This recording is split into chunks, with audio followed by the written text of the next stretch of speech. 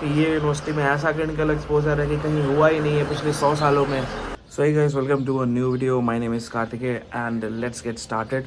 सो देखो, the thing is कि everybody tells you how good is clinical exposure in our university in MBBS abroad, but nobody is going to tell you how bad is clinical experience, clinical exposure in MBBS abroad, because फिर सबकी रोटी बंद हो जाएगी, butter and जो होती है, ठीक है, ब्रेड एंड बटर।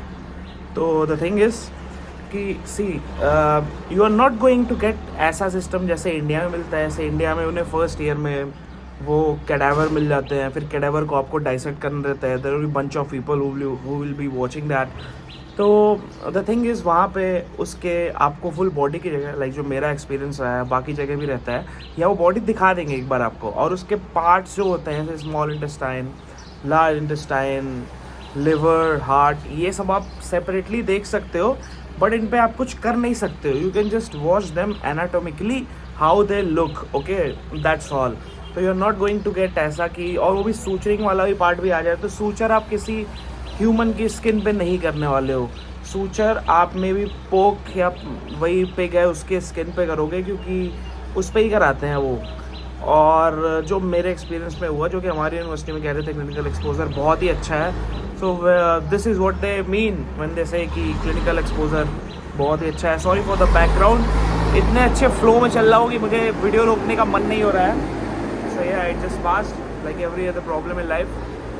तो देखो, बात वही है कि तो और कंसल्टेंसीज के यार, तो उनका तो काम ही है ना वो, कि तुमसे मतलब पैसे जितने ज़्यादा एक्सट्रैक्ट कर लेते हो, तो वो बताएंगे कि ये यूनिवर्सिटी बहुत ज़्यादा अच्छी है, इसका क्लिनिकल एक्सपोजर बहुत ज़्यादा अच्छा है। बट जो मैंने पिछले पॉइंट को बताया उसको कंसिडर करना, ये आप कहीं भी चले जाओ through out Europe, mostly Europe का तो नहीं भी अगर, तो स्पेशली ये छोटी कंट्रीज़ हो गई, इन सब में तो यही कंडीशन रहने वाली है, ठीक है। आप थोड़ी चिल लाइफ जियोगे, चिल लाइफ एज एन उतना प्रेशर नहीं होगा जितना कंपेरेटिवली इंडिया में होगा, बिकॉज जितनी हमें यहाँ पे प्रेशर लेने की आदत होती है ना इंडिया में, उतने वहाँ के स्टूडेंट्स को नहीं है। तो एक तरह से ये भी कह लो कि इट माइट दिस पाथ अगर आप चूज़ करने जा रहे हो, तो ये आपके लिए थोड़ा सा नॉट ईजी, बट आपके कंफर्ट जोन में होगा अगर आप पढ़ना चाहोते हो, क्योंकि बहुत टाइम मिलेगा उस चीज़ को करने का। बट एक क्लिनिकल एक्सपोजर वाले पार्ट को ध्यान रखना, ठीक है। और बहुत से मैंने कितनी वीडियोस इस पे होंगी, लोग कुछ दिखा रहे होंगे, बट देखो उसमें बस वो एक क्लास से 2 क्लास जाते हैं, और एक ग्रुप में आप बैठे रहोगे, एक टीचर रहेगा, 15 स्टूडेंट्स का आपका ग्रुप रहेगा, वो भी इंडियन रहेगा, कोई फॉरेनर आपके साथ नहीं रहने वाला है, क्योंकि वो अपनी लोकल लैंग्वेज में पढ़ते हैं। जिस भी कंट्री में आप जाओगे, तो एज अ फॉरेनर आप लोग का एक ग्रुप बनेगा। जैसे हमारी यूनिवर्सिटी में पोलैंड के स्टूडेंट्स थे, इजिप्ट थे, अफ्रीकन्स थे, तो उस हिसाब से साउथ अमेरिकन्स थे, तो उस हिसाब से वो ग्रुप्स बनाते थे, जैसे जैसे जिनकी अगर आपके बैच में वो रहे तो। और अगर उससे और रही बात इंजेक्शन लगाने की, तो वो डिपेंड करता है, अगर आप सीखना चाहोगे तो सीख जाओगे।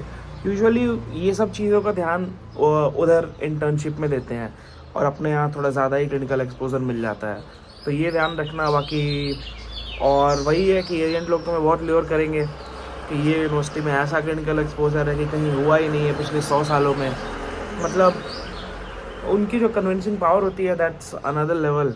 और जब तुम आओगे तो तुम देखोगे कि कैसे मतलब तुम्हारे साथ हो गया ये चीज़। तो बस यही छोटी सी बात थी। अगेन कुछ और टॉपिक मिला तो आई विल बी बैक, अगर मेरे दिमाग में आया तो। ठीक है, till then take care, bye bye.